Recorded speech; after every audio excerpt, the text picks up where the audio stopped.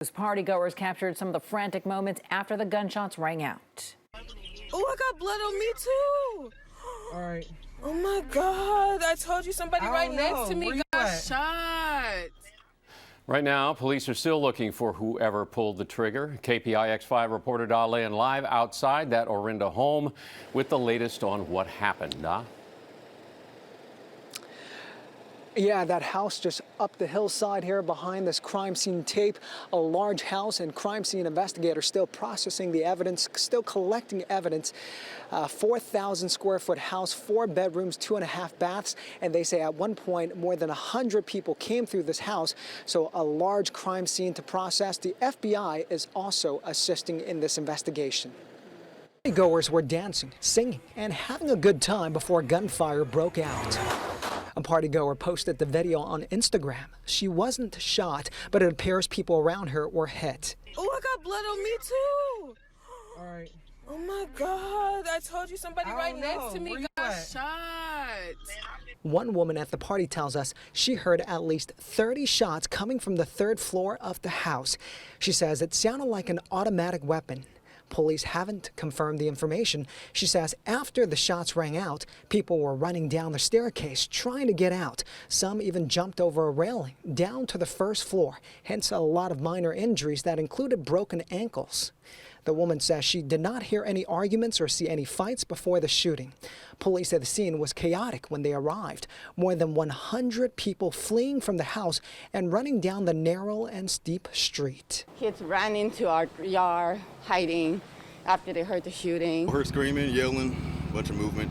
Joe Osuna lives next door. He and his daughter were watching a movie when gunshots erupted. Get her safe, get her in the back room, get her safe and secure. Did grab my firearm just to make sure nobody was coming into my home. Authorities say the gunfire killed 4 people and injured 4 more. They say a lot of people also drove their injured friends to nearby hospitals. Orinda Police and Contra Costa County Sheriff's deputies haven't arrested anyone so far, and no information on a suspect. We have absolutely no reason to believe right now that there's an ongoing threat to anybody in the community. The house was rented by people who were not from Orinda. Investigators say someone rented the 4,000 square foot house via Airbnb. We found a flyer that advertised an Airbnb mansion party in Orinda last night. We found a couple of interior photos of the house from a real estate website. According to the San Francisco Chronicle, the person who rented the house told the owner it was for a small family reunion. In recent years, the city received 2 complaints from neighbors about large parties at the house. Haven't seen a big party in a while, but there were prior parties that would get a little out of control. Yeah, police are still trying to get in touch with all the partygoers, trying to interview those partygoers. We understand at one point neighbors complained about the loud noise and the large party. In fact, police say they were actually responding to that noise complaint when actually they got calls about shots fired. We understand from the city they got the complaint calls around an hour before the shooting.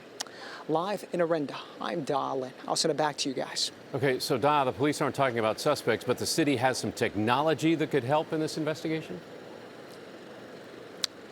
That's right. We understand there are 2 fixed license plate readers in the city of Orinda, so they're reviewing the footage that's in those cameras to try to see if that would help in this investigation. All right, Da Lin in Orinda with the latest. Thanks so much. Flags across Orinda were lowered to half-staff today out of respect for the victims. The incident has neighbors living in the normally quiet suburban enclave shaken up this evening. Today, Orinda's mayor assured people in the community that there is no longer a threat. Our hearts go out to the families who are learning about their loved ones at this time, and those who are in the hospital hoping for the best for their relatives, and we're doing the same. This is a tragedy of unimaginable gravity. Now, Airbnb says it's horrified by the tragedy. In a statement, the company has said, quote, "We've taken action to ban the booking guests from our platform. Our thoughts are with the loved ones of the victims of this abhorrent act, as well as the neighbors of the home." And it turns out the people who rented this house told the owners a story about fleeing the wildfires and needing a place with fresh air for family members with asthma. And it does demonstrate some of the limitations owners have in screening tenants.